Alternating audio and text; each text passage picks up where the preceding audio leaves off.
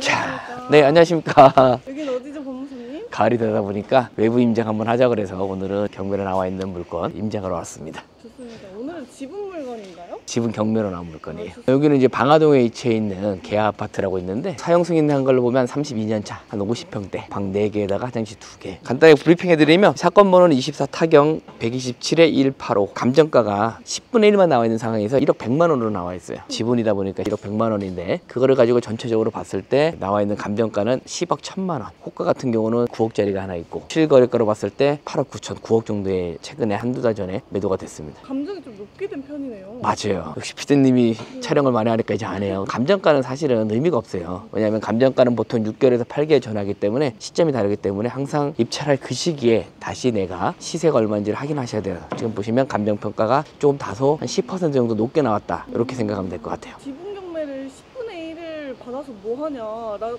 생각하시는 분들도 계실 것 같아요. 5분의 1 정도는 돼야 되는 거 아닌가? 아파트가 10분의 1 나오기 쉽지 않을 것 같은데 어떤 사연이 있었는지. 부부가 살고 계시다가 이혼을 하셔서 재산분할이라는 걸로 해서 남편분이 사망을 하면서 그 남편분이 10분의 1 가지고 있는 지분이 자식들한테 똑같이 10분의 1씩 10분의 1씩 나눠 가져가지고 그분들끼리 이제 청산을 하기 위해서 나온 물건이라고 보시면 됩니다. 자녀가 2명이라서 남편분이 10분의 1 갖고 있었던 거를 자녀가 2명이니까 또 2분의 1씩 나눠서 자녀분께서 20분의 1, 20분의 1 합쳐서 이제 10분의 1이 지금 이제 나온 거예요. 그러면 이거 10분의 9를 가지고 있는 사람이 한 사람이에요? 전 배우자님이 지금 주소상 보니까 살고 계신 걸로 나와 있어요. 사서 뭐 하냐고 생각이 들 수 있을 것 같은데. 사서 뭐 할 거냐고 지금 피디님처럼 많이 의아하시는 분 있는데 똑같습니다. 일반 물건이랑 사서 살고 있는 지금 공주한테 매도해도 되고 매도를 안 한다면 둘이 같이 또 팔아도 되고 협의를 봐서 그냥 샀을 때는 제3자한테 파는 매도하는 방법밖에 없지만 지금 같은 경우는 공유자라는 사람이 또 생기는 바람에 한 가지의 방법이 더 생겼기 때문에 저희한테는 더 유리하다고 볼 수 있을 것 같아요. 어떻게 얼마나 싸게 받아야 될지도 감이 좀 잘 안 오는 것 같은데 일반 경매가에 딱 10분의 1 토막해서 입찰하면 되는 건가요? 일단은 이제 시세 파악을 하셔야 되겠죠. 제가 파악한 바로는 9천만 원 정도가 일반적으로 팔 수 있는 물건이지 않을까 생각을 해요. 거기다가 내가 원하는 마진율이 더해야 되고 이 물건 같은 경우는 주의할 사항이 사실은 있어요. 아시다시피 매매 사업자를 많이 하시잖아요. 사업자다 보니까 85제곱미터가 초과하기 때문에 지분임에도 불구하고 전체를 치기 때문에 부가세 부분이 있기 때문에 그거를 계산을 해야 되지만 요거는 아까 몇 년 차 됐다고 그랬죠? 32년.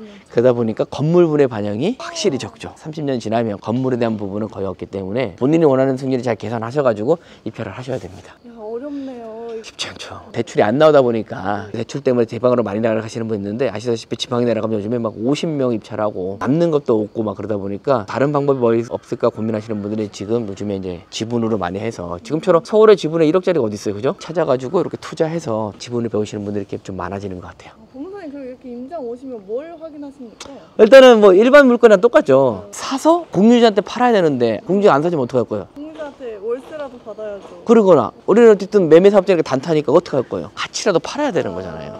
공유자가 안 사주면 설득을 하든 소송을 통해서 같이 팔 수 있게끔 만들어야 되기 때문에 결론은 뭐냐면 최악의 경우는 같이 팔아야 되는 상황이 온단 말이에요. 네. 그럼 그때는 중요한 게 뭐다? 여기가 잘 매도가 돼야 되는 물건이라는 거죠. 같이 팔아야 되는 거를 생각했을 때 물건이 매도가 안 되면 의미가 없다는 거예요. 팔리는 물건인지 부분에서 가장 중점적으로 봐야 돼요. 그래서 중점적으로 보다 보면 잘 팔리는지 물건인지를 또 이제 물어보시면 업무지구. 이 근처에 뭐가 있어요? 업무지구. 마곡이라면 많이 들어보셨죠? 여기서 자동차로 한 10분 안에 마곡 갈 수 있고 그리고 5손이 또 여의도로 갈 수 있고 5손이 또 강화문도 갈 수 있는 거기 때문에 업무지구 부분에서 가장 가까운 마곡지구부터 여의도부터 강화문 업무지구로 갈 수 있게끔 교통편이 상당히 좋아요. 상당히 좋습니다. 두 번째로 뒤로 보시면 알겠지만 한번 보세요. 엄마들이 가장 좋아하는 게 아이들 학교잖아요. 네. 뒤에 보시면 바로 담벼락 하나 사이로 초등학교, 중학교 같이 있죠. 학교도 괜찮고 그리고 도보로 한 5분 정도 안에 방화역 5호선 지하철역도 있고 한강공원도 도보로 가능하고 바로 옆에 서울 시민수 성동구 쪽에는 서울 숲이 있는 반면에 이 서쪽으로는 뭐가 있냐면 서울 시민숲이 있어요. 상당히 잘 돼 있어요. 가보시면 알겠지만 상당히 넓고 여러 가지 봤을 때 직주도 근접되어 있고 학교도 괜찮고 그다음에 교통시설도 괜찮고 자연환경도 괜찮기 때문에 30년 넘어가면 또 뭐가 있죠? 이슈가? 재건축? 매매 사업자 단타잖아요. 근데 30년이 넘어갔기 때문에 어쨌든 용적률은 좀 높지만 어쨌든 으쌰으쌰 하고 있고 알다시피 방화동을 싫어하시는 분 중에 두 가지가 있어요. 방화동은 첫 번째가 중요한 게 뭐냐? 바로 옆에 김포공항이 있다는 거. 비행기 소리가 좀 나서요? 그래서 제가 지금 있는 거예요. 소리가 나요, 안 나요? 안 나는 것 같은데? 거의 안 나요. 사람들이 김포공항에 있으면 소리가 많이 날 줄 알았는데 이제 촬영하는 동안 얼마나 있을지 모르겠으나 우리가 생각하는 만큼 그렇게 시끄럽지는 않다. 더군다나 저녁에는 또 비행기 그죠? 입출항하는 게 더 적기 때문에 그렇게 많이 큰 차이는 안 난다는 거. 두 번째는 가장 서쪽에 있다 보니까 노후도가 심했어요. 그렇지만 방화동 일대가 새로 다시 뉴타운처럼 이제 재개발이 된다면 이 일대는 새로운 완전히 완무단지로 조성할 수 있는 부분이 방화동이라고 생각하시면 될 것 같아요. 그렇게 오래되고 낡아 보이진 않았는데. 피디님이 이제 어쨌든 많이 다니다 보니까 이제 핵심을 찌르시는 것 같아요. 남들이 봤을 때 30년이 지나면 아파트가 안 좋을 거라 생각해요. 근데 한번 둘러보시면 옆에 있는 동송 아파트랑 딱 비교했을 때, 그죠? 이쪽은 상당히 관리가 잘 되는 것처럼 느껴지죠. 조경도 마찬가지로 깨끗하게 다 되어 있고, 이 아파트는 이제 살기도 좋지 않을까 생각합니다. 다주택자는 못하는 물건이잖아요. 전체 사는 것보다 취득세가 좀 적죠. 당연히 중과세는 됐지만 금액이 작다 보니까 그게 이제 크지도 않을 수도 있다. 무주택자가 사면 취득세가 한 80만 원 이렇게밖에 안 되네요. 총 금액이 얼마예요? 8억이죠, 총은. 10분의 1이 8천이니까 전체 부분 아파트는 8억이란 말이에요. 세율은 8억에서 매기는 거예요. 그럼 무주택자가 하면 더 많이 남는 거 아니에요? 무주택자가 사서 단타로 안 하고 공유자랑 협의를 잘해서 나머지까지 다 내가 다 사갖고 올 수 있다면 2년 정도 비과세 생각해서 전체로 살 수 있는 거죠. 그걸 내가 그냥 다 사온다. 방법은 다양해요. 그러니까 그 부분에 대해서는 협상력의 능력이기 때문에 일단 받아놓고 어떻게 하면 수익률이 가장 많이 나올까는 이제 저희가 수업 시간에 오면서 저랑 같이 계속 매도할 때까지 피드백 가면서 이제 가는 부분이고, 이게 무조건 공유자한테 팔 필요는 없잖아요. 여러 가지 방법이 있으니까 원래는 설명을 안 하는데 우리 피디님이 계속 콕콕콕 집어서 자꾸 물어보니까 자꾸 설명을 해야 돼요. 이건 1억 이하로 가능하겠네요. 다 해서.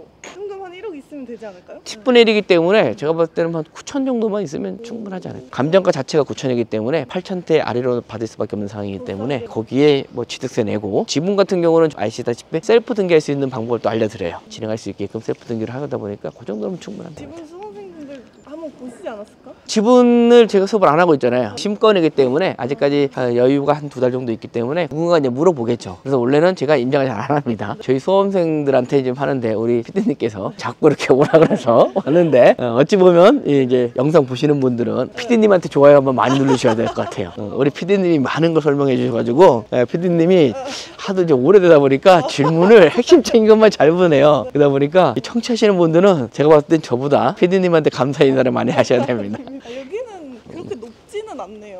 옆에 뭐가 있죠? 공항이 있어서. 있다 보니까 고도 제한에 걸려 있어갖고 이 방화동 쪽이 아까처럼 재개발이나 재건축을 잘 못했어요. 안 됐는데 최근에 서울에 공급이 부족하다 보니까 지자체랑 정부랑 잘 조율을 해서 조금씩 높게 해주는 편이에요. 새로운 부분을 공급하는 데 있어서 새 집만 짓는 게 중요한 게 아니라 집 수가 늘어나야 새로운 사람도 들어올 수 있기 때문에 공급에. 그래서 지금 해주고 있습니다. 여기는 세대수가 몇 세대나 될까요? 요거는 이제 462세대. 보시면 동간거리가 좀 넓죠. 맞아요. 1990년대 지어졌지만 지하 주차장이 있으면서 여기 한 1.4세대, 한 세대당 1.4에서 좀 넉넉하다고 보시면 되죠. 오래된 데 뭐 가시면 막 2중주택, 3중주택 난리도 아닌데, 이 아파트 와서 가장 지금 좋게 느끼는 게 뭐냐면 조경을 상당히 잘 가꾸시는구나. 이제 뒤에 보시면 이쁘게 다 잘라놨잖아요. 다 관리 엄청 잘해요. 예. 여기 이제 보시면 저희 물건이 4층인데 보시면 알겠지만, 보시면 1, 2라인, 3호 라인이라고 써 있는데 실제적으로 4라인이 없어요. 맞아요. 똑똑하네. 1, 2 있고 3, 4 이면 그는 3, 4, 5 3개가 있구나 생각하거든요. 올라가 보시면 알지만 4는 없고 3으로 돼 있어요. 2개 라인으로 돼 있는 거고, 보시면 알겠지만 저희가 1층, 2층, 3층, 4층. 자, 딱 먹어 보여요. 4층하고 5층하고 차이가 뭐 있어요, 피디님? 샤시가 좀 다르네. 그죠. 4층은 샤시가 돼 있고 저희 거는 5층은 안 돼 있단 말이에요. 3, 4층만 딱 돼 있잖아요. 이런 게 이제 입찰 가격이 얼마나 반영할지 된 부분에서 좀 디테일한 부분이라고 생각하시면 될 것 같아요. 또 대형 평수랑 인테리어가 유무가 진짜 크겠어요. 30년 됐으면 어쨌든 그분이 계속 살았으면 한 번 정도는 그래도 하지 않았을까 생각합니다. 내부는 저희가 볼 수 없지만 뭐 가볍게 한번 올라갔다 한번 내려가 볼까요? 30년 이상 된 아파트 치고 상당히 관리를 잘하고 있구나 하는 건 되게 많이 느껴요. 이렇게 한번. 자, 올라갈 때 엘리베이터 타고 내려올 때 걸어올게요. 엘리베이터도 그죠? 수리했죠? 대부분 이렇게 골드로 돼 있어요. 여기가 이제 저희 집 앞인데 보시면 뭐가 있냐면 문짝도 도색했어요. 이 전체로 깨끗하게 도색을 다 이쁘게 잘 해놨어요. 다 있고. 완전 똑똑하시다. 완전 똑똑하시네. 똑똑하신 분들은 입찰가에 반영을 하는 거죠. 한번 내려가 볼게요. 벨도 다르고 지금 보시면 말한 것처럼 도색을 다 이쁘게 했어요. 전체적으로. 아, 상당히 이 아파트는 관리를 잘하고 있구나.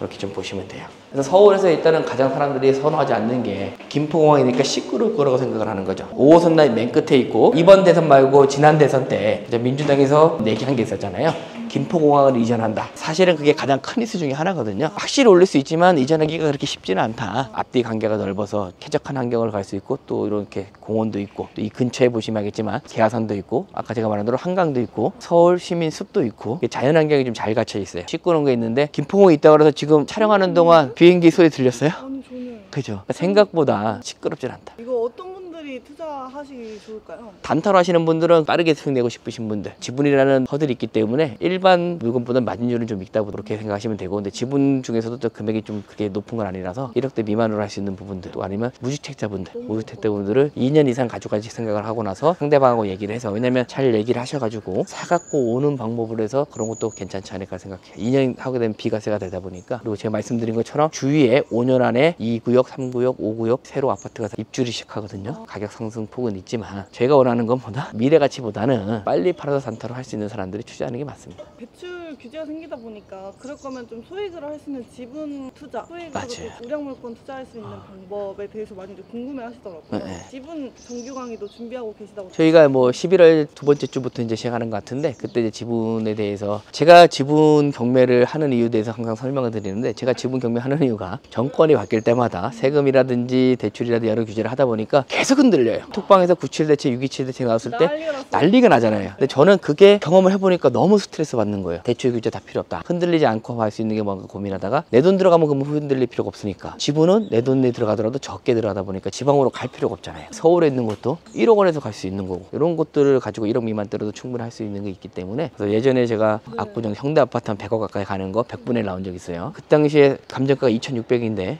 제가 한 3,600 썼다가 2등으로 떨어진 적이 있는데, 그런 식으로도 압구정 현대도 접근이 가능하다. 이런 부분에 대해서 이제 지분 경매 시간에 알려드리면서, 지분 경매를 하면서 처음부터 끝까지 부동산의 본질에 대해서 알려드리고, 주차마다 건물, 주택에 관한 거, 토지에 관한 거, 도로, 미보상 용지까지 해서 세부적으로 세세하게 알려주면서 적은 금액으로도 서울에 투자할 수 있는 이런 부분을 지분 경매에서 알려드리고 있습니다. 서울 쪽은 안 그래도 입찰가가 높아진다 그래가지고 특수한 물건들을 많이 보시는 분들이 생기는 것 같아요. 다음 강의도 기대하도록 하겠습니다. 네, 수고하셨습니다.